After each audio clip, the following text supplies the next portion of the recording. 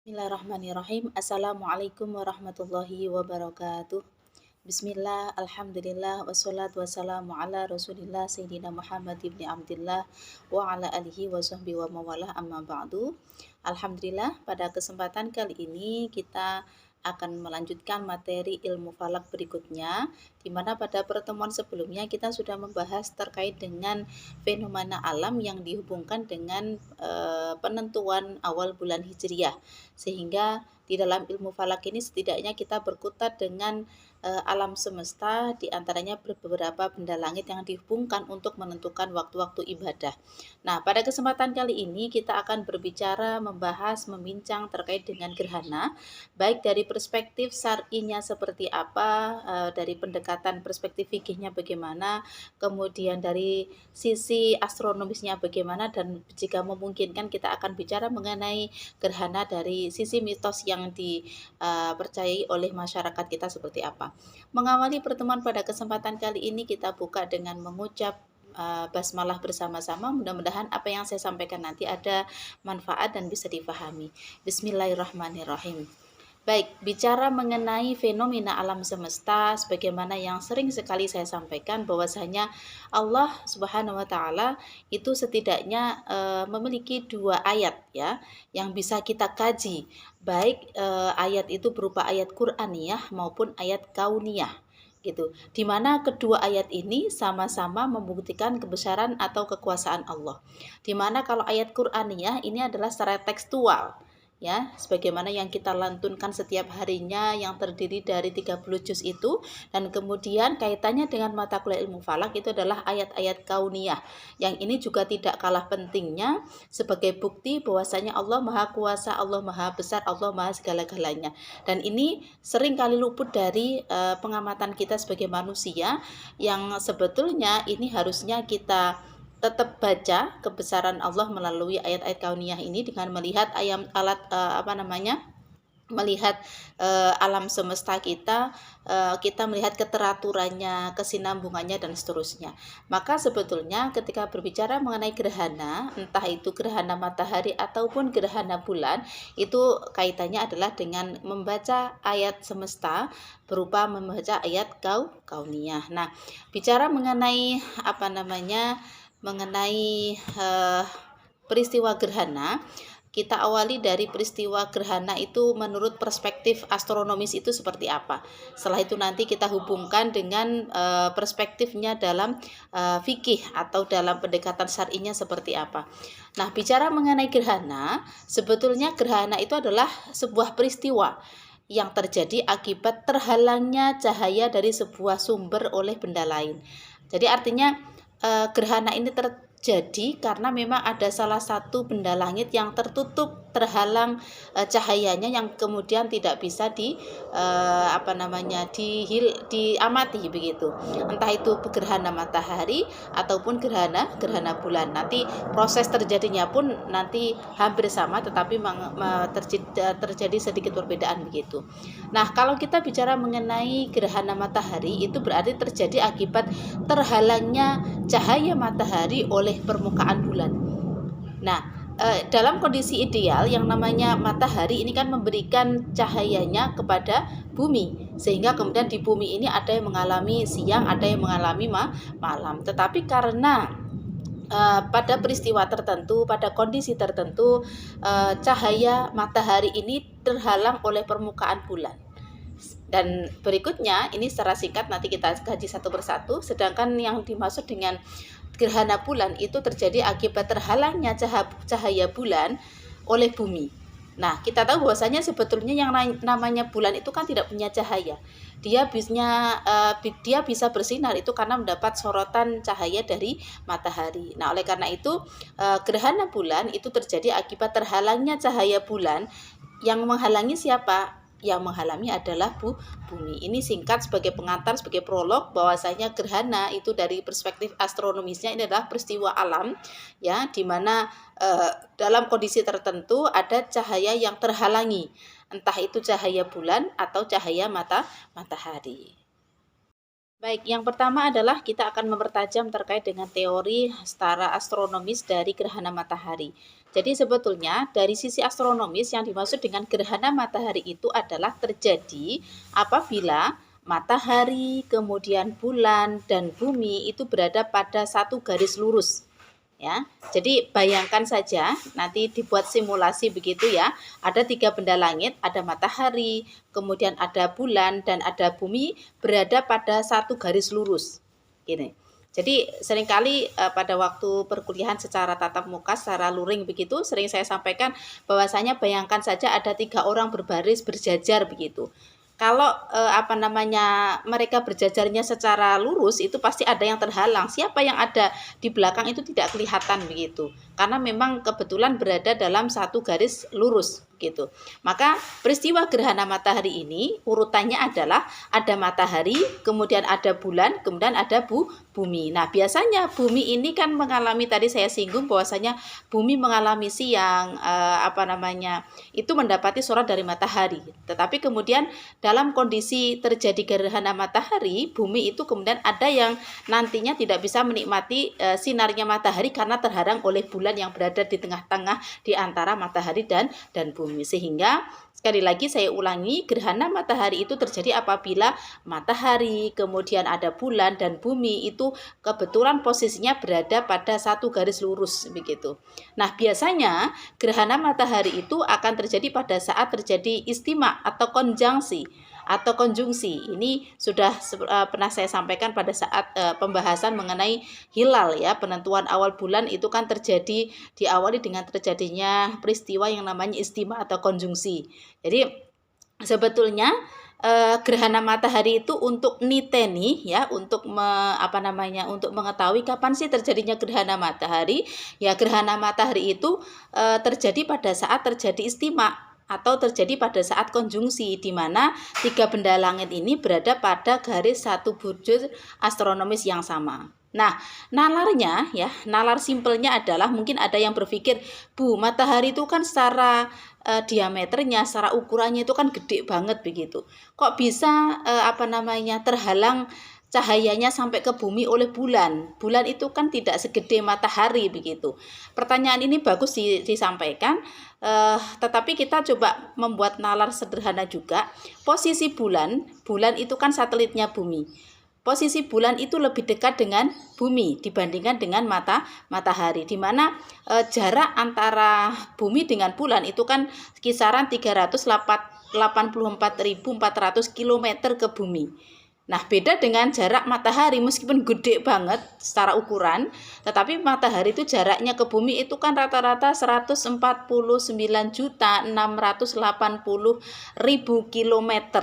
Sehingga sangat mungkin gitu ya. Tetapi kalau pakai nalar sederhana itu mungkin ada yang bertanya, matahari itu kan gede banget, gak mungkin dong bisa tertutup atau terhalang cahayanya ke bumi oleh sekedar bulan begitu. Tetapi sekali lagi ini bisa terjadi karena posisi bulan itu lebih dekat dengan bumi. Jadi gerhana matahari itu terjadi apabila cahaya matahari ini tertutup cahayanya oleh bulan, sehingga ada salah satu bagian bumi itu yang tertutup cahayanya, tidak bisa mendapatkan sinar dari matahari. Nah, kalau dari perspektif bahasa, artinya ditinjau dari segi bahasa, gerhana matahari nanti supaya panjenengan dalam menjalankan sholat gerhana pun tidak salah dalam mengucapkan melafadzkan niat. Kalau gerhana matahari itu biasanya menggunakan lafadz kusuf ya, beda dengan gerhana bulan. Kalau gerhana matahari itu pakai K aja, kaf gitu ya, kusufus samsi. Jadi artinya kusuf ini adalah menutupi, menggambarkan adanya fenomena alam bahwa jika dilihat dari bumi, bulan itu menutupi matahari sehingga terjadi yang namanya gerhana matahari. Jadi pendekatan secara bahasa, secara etimologi, kenapa gerhana matahari itu secara bahasa Arabnya disebut dengan istilah kusuf, karena kusuf itu artinya adalah menutupi. Artinya menutupi itu karena memang dilihat dari bumi, cahaya matahari itu bulan itu menutupi cahaya matahari. Kira-kira seperti itu, sehingga gerhana matahari ini nanti peristiwanya macam-macam. Ada gerhana terjadi secara total sehingga memang seluruh matahari itu cahayanya betul-betul tertutup. Tidak tersisa sama sekali matahari tertutup oleh permukaan bulan. Sehingga tidak sama ya, namanya gerhana matahari total begitu. Tetapi kemudian ada kalanya juga terjadi gerhana matahari cincin. Kalau gerhana matahari cincin berarti ya sisi pinggir-pinggirnya permukaan matahari itu masih bisa disaksikan dari bumi. Ada juga gerhana matahari sebagian dan seterusnya. Maka nanti teman-teman saya minta ada tugas untuk kalian semuanya. Tugasnya apa? Silahkan nanti dibuat kelompok begitu, membuat simulasi terjadinya fenomena gerhana matahari. Ya, jadi nanti membuat simulasi apakah dengan bola, kemudian disorot pakai senter, monggo. Saya tunggu kreativitas panjenengan semua.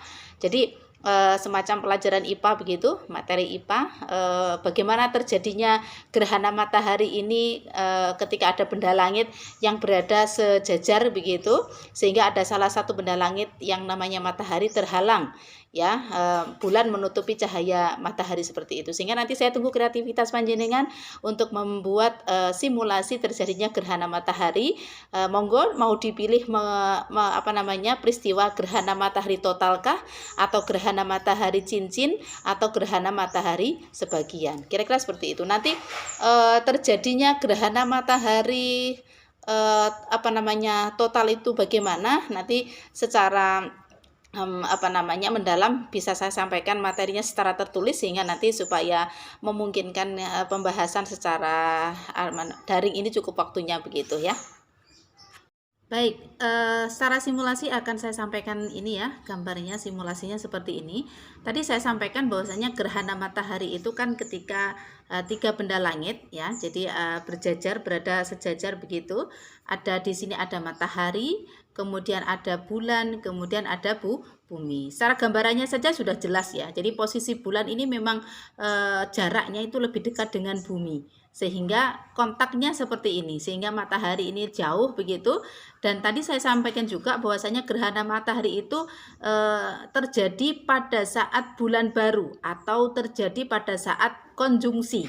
Jadi di mana pada saat istima itu terjadi ketika piringan bulan ya. Jadi ketika piringan bulan itu menutupi matahari, sehingga akan tetapi yang perlu dicatat adalah kalau istima ya, kalau istima itu kan konjungsi itu kan terjadi di setiap bulannya. Akan tetapi yang perlu dicatat adalah gerhana matahari itu tidak selalu terjadi di setiap bulan. Mengapa Bu? Karena memang posisi bulan, bumi, matahari itu tidak selalu segaris begitu. Jadi segarisnya terkadang ini tidak sampai menutupi. Jadi oleh karena itu yang menjadi titik blueprintnya adalah yang perlu digarisbawahi, gerhana matahari itu pasti terjadi pada saat istima atau konjungsi, atau terjadi pada saat bulan baru. Akan tetapi tidak setiap bulan baru, tidak setiap konjungsi, tidak setiap istima itu selalu terjadi gerhana begitu. Alasannya itu tadi begitu. Ada kalanya pada saat istima itu tidak sampai bulan itu menutupi matahari untuk sampai cahaya kepada bumi. Jadi gambarannya seperti ini, sehingga nanti kalau teman-teman bikin simulasi, monggo nanti bikin kreativitas yang bagaimana membuat simulasi terkait seperti ini. Jadi ada permukaan bulan itu menutupi cahaya matahari untuk sampai kepada bumi, sehingga kita yang berada di bumi ini ada yang mengalami terkadang karena posisi dalam kondisi tertentu begitu,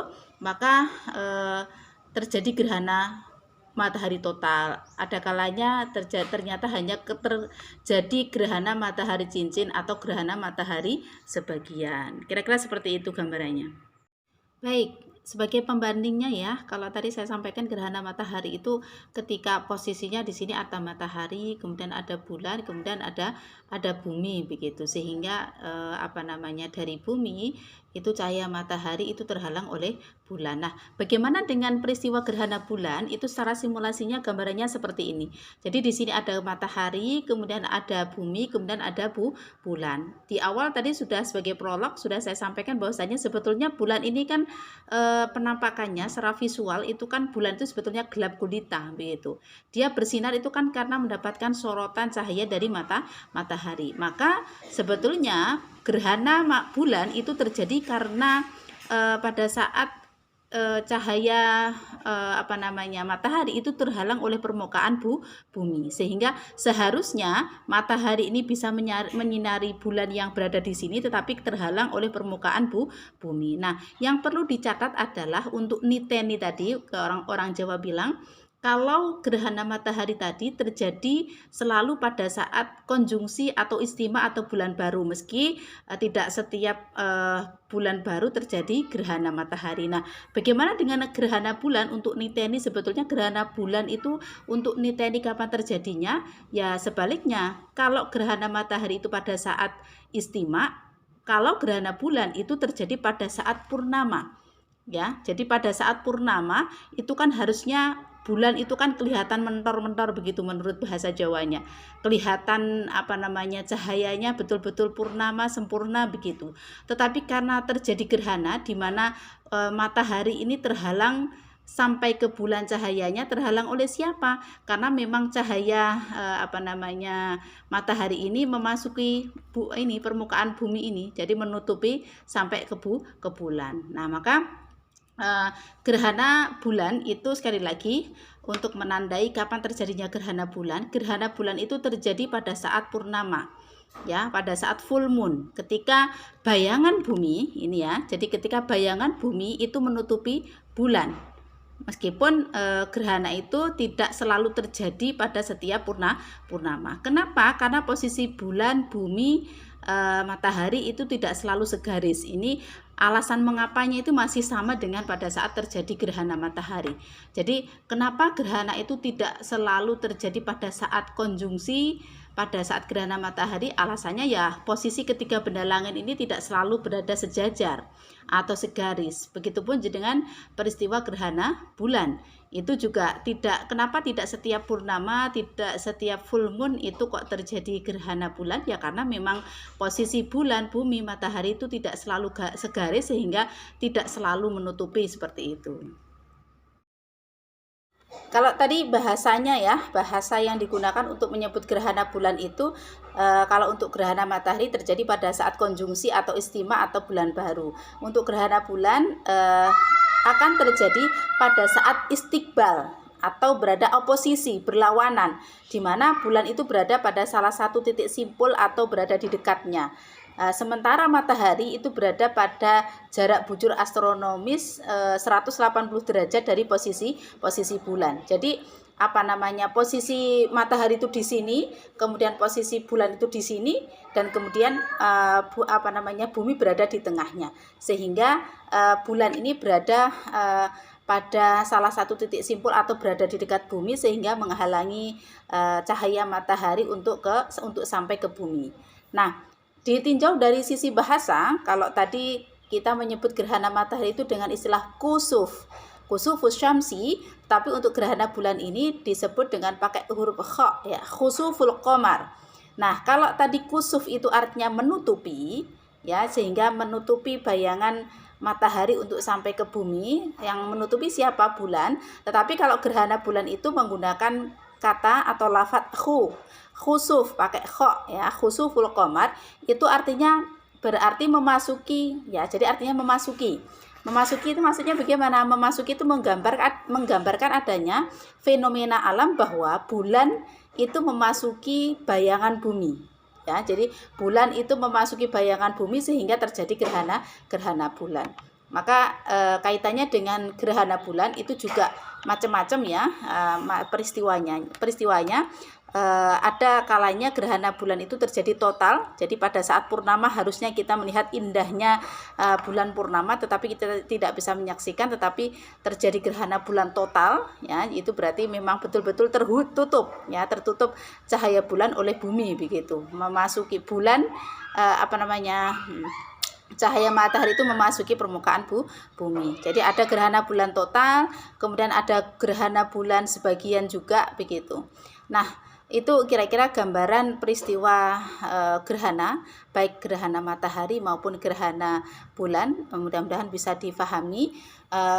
Lalu kemudian berikutnya adalah kita masuk kepada perspektif gerhana dalam perspektif fikih ya. Nanti kita sambung di penjelasan berikutnya. Nah, berikutnya adalah kalau tadi sudah kita bincang sedikit mengenai informasi gerhana dari perspektif astronomis, maka kita karena panjenengan adalah mahasiswa ilmu falak begitu, kita tinjau gerhana dari perspektif fikihnya. Kalau di masyarakat kita secara mitos gerhana itu peristiwa yang menakutkan ya, dianggap menakutkan bagi siapapun, apalagi yang mereka dalam kondisi hamil dan seterusnya itu. Kemudian dianggap bahwasanya peristiwa gerhana ini ada peristiwa besar yang melingkupinya. Nah, ini bukan anggapan asumsi semacam ini bukan tanpa sebab begitu. Kebetulan dulu ya pada saat Rasulullah masih hidup itu memang kebetulan putra Nabi Muhammad SAW yang bernama Ibrahim itu wafat pada usia 16 bulan. Nah, bertepatan dengan terjadinya gerhana matahari. Nah, ini masyarakat awam pada saat itu berpikir bahwasanya gerhana matahari ini adalah peristiwa dianggap sebagai mukjizat atau pertanda matahari ini pun ikut bersedih atas wafatnya putra Rasulullah. Akan tetapi ini kan berarti dianggap sebagai sebuah mitos atau kepercayaan. Jadi masyarakat kita sudah kadung mempercayai bahwasanya kalau ada terjadi gerhana itu berarti ada peristiwa besar yang melingkupinya begitu. Tetapi peristiwa atau anggapan atau asumsi masyarakat atau mitos terjadinya gerhana itu karena dilatar belakangi oleh mati hidupnya seseorang ini, kemudian langsung dibantah oleh Rasulullah selepas Rasulullah melaksanakan sholat gerhana dan menyampaikan khutbah. Rasulullah mengatakan bahwasanya inna syamsa wal qamara ayatan min ayatillah.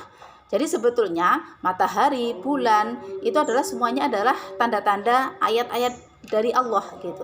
Jadi la yahsifan li mauti ahadin. Jadi tidak ada kaitannya dengan kematian seseorang ya, wala li hayatihi juga tidak ada kaitannya dengan kehidupan seseorang gitu.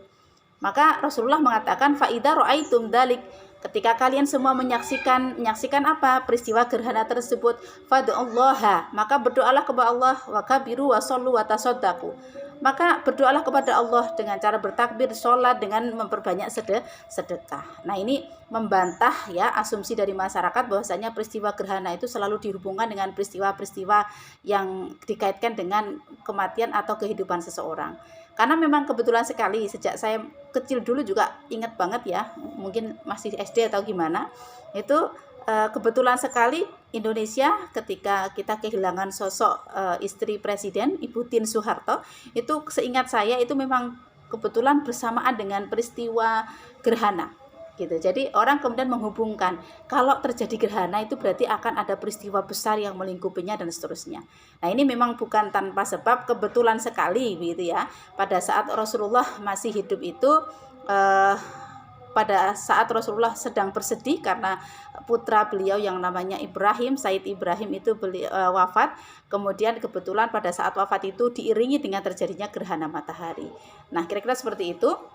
Nah, kalau kita jejak historis terjadinya gerhana pada saat Rasulullah wafat, semasa Rasulullah wafat itu terjadi 5 kali gerhana matahari.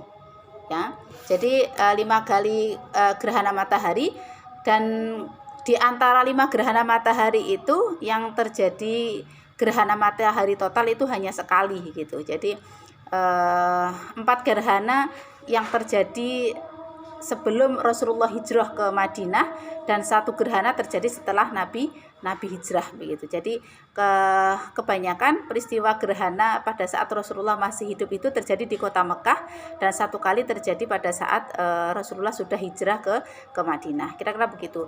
Nah, terkait dengan anjuran untuk melaksanakan sholat gerhana, itu Rasulullah selama hidupnya itu hanya dari 5 peristiwa gerhana ini, Rasulullah itu hanya sekali melaksanakan sholat gerhana, tetapi bukan pada saat gerhana bulan total, tapi gerhana matahari cincin.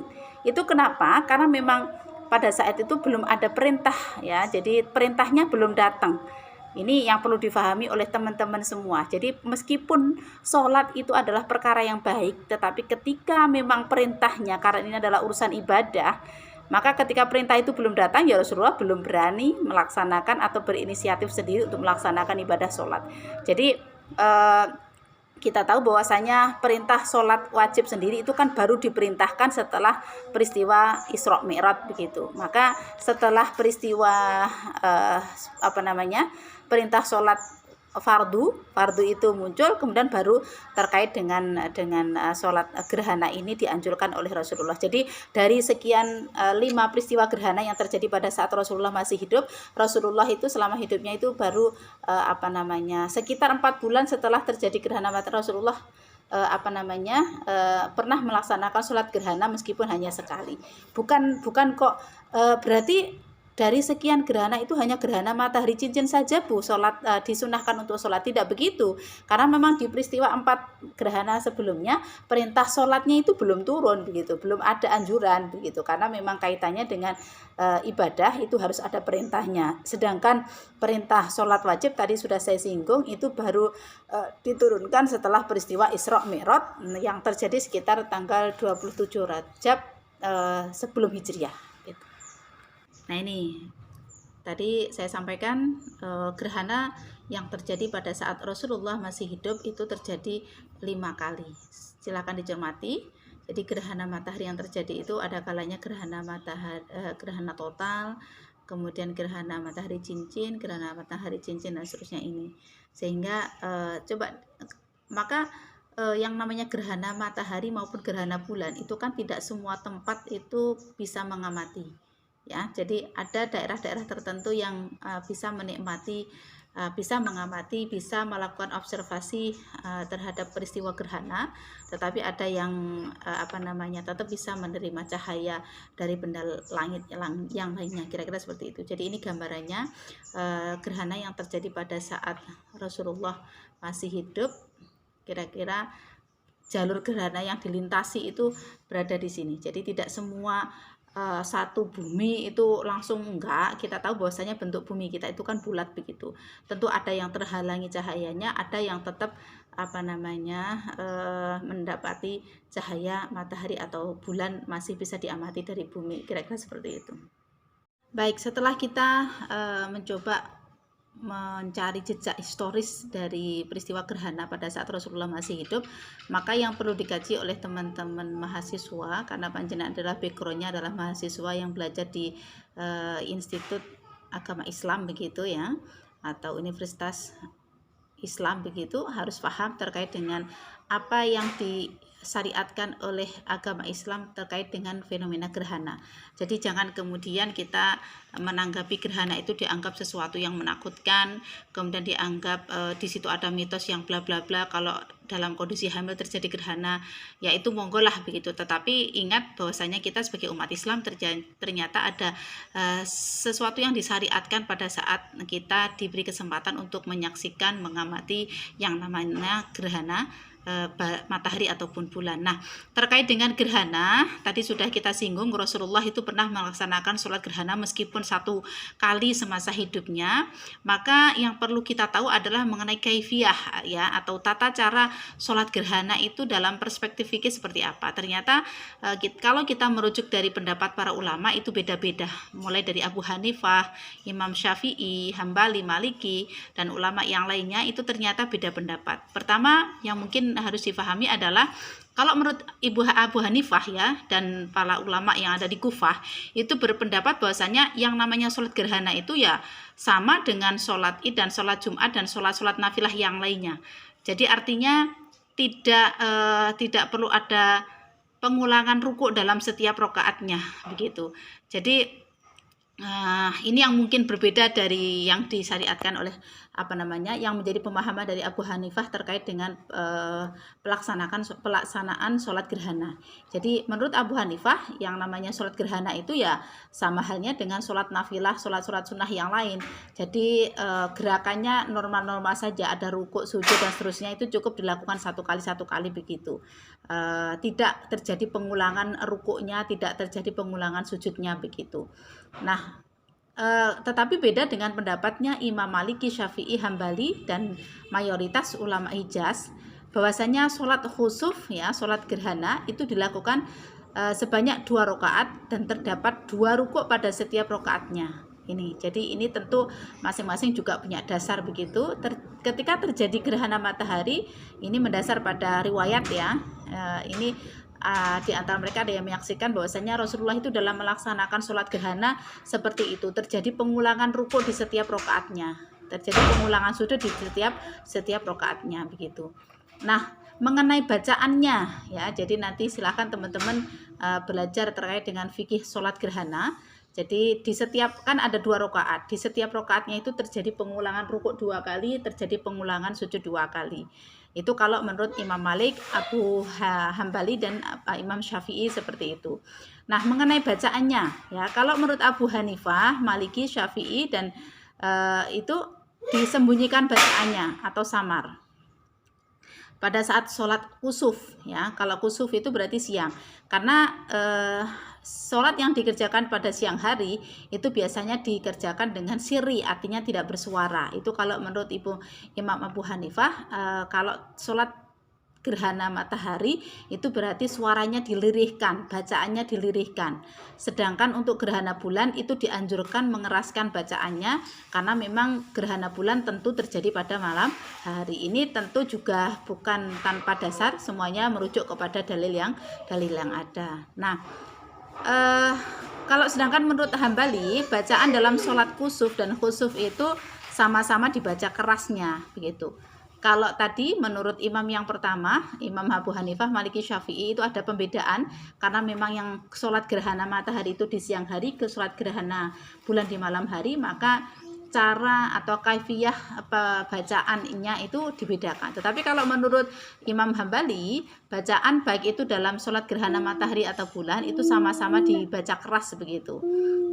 Sehingga ini merujuk kepada hadis riwayat Aisyah, sesungguhnya Nabi Shallallahu Alaihi Wasallam itu mengeraskan bacaannya dengan sholat khusuf dan sholat khusuf dengan 4 kali ruku di setiap rokaatnya dan 4 kali sujud.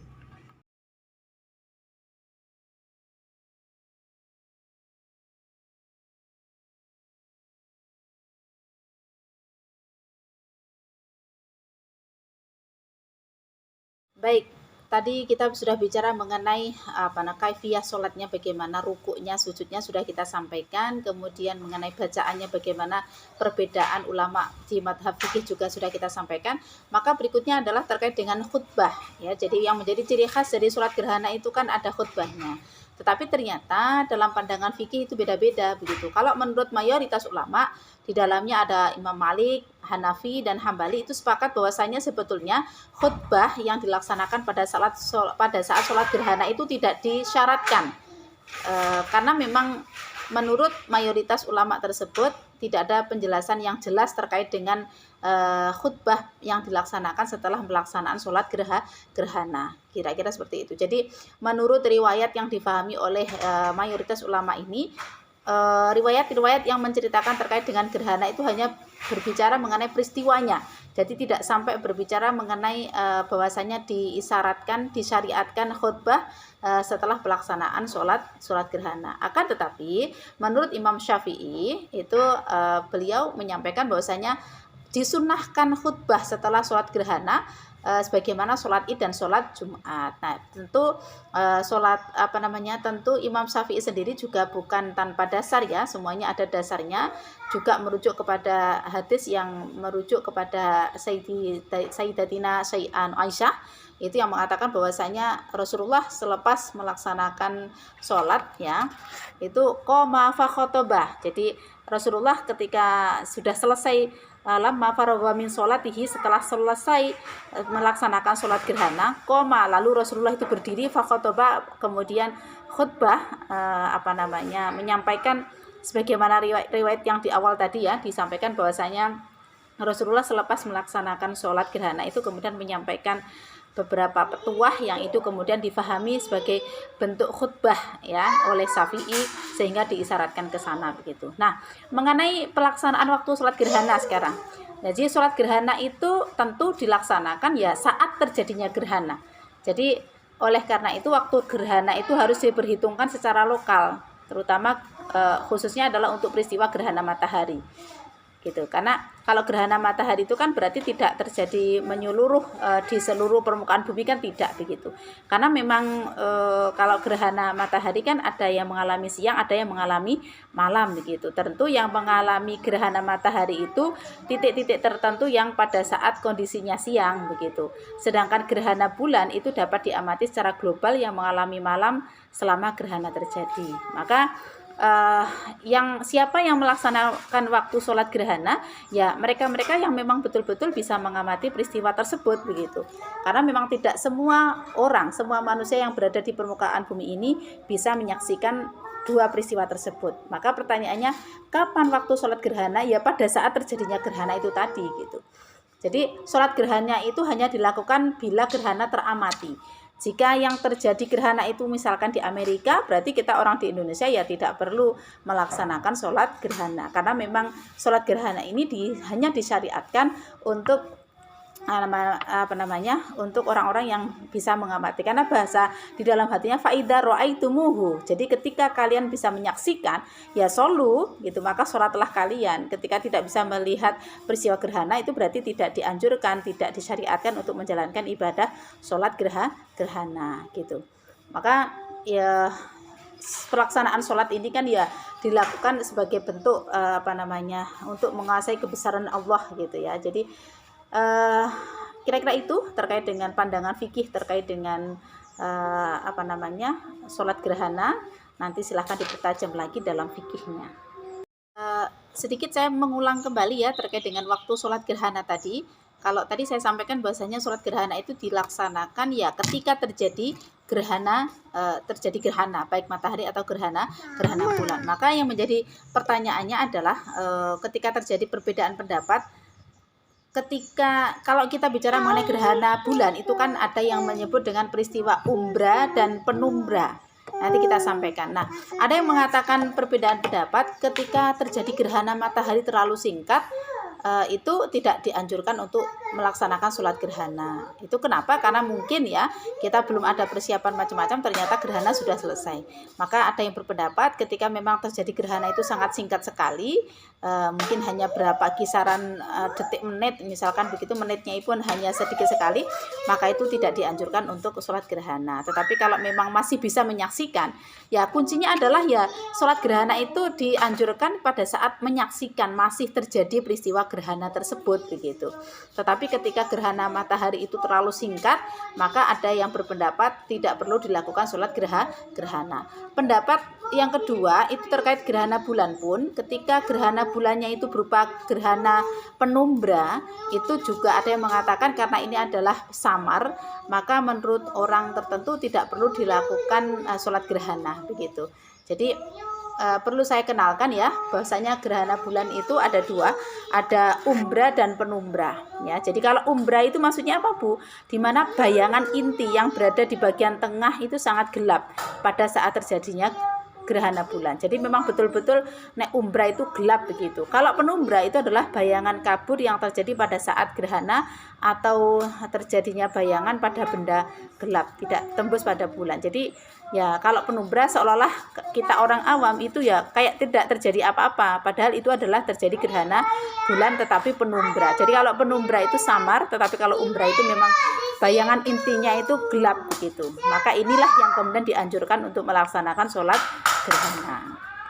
Baik, sebagai penutup bisa disaksikan mengenai simulasi gerhana matahari seperti ini. Jadi di mana gerhana matahari itu ada bagian bumi tertentu yang terhalang ya. Jadi yang terhalang cahaya matahari untuk sampai ke bumi, yang menghalangi siapa?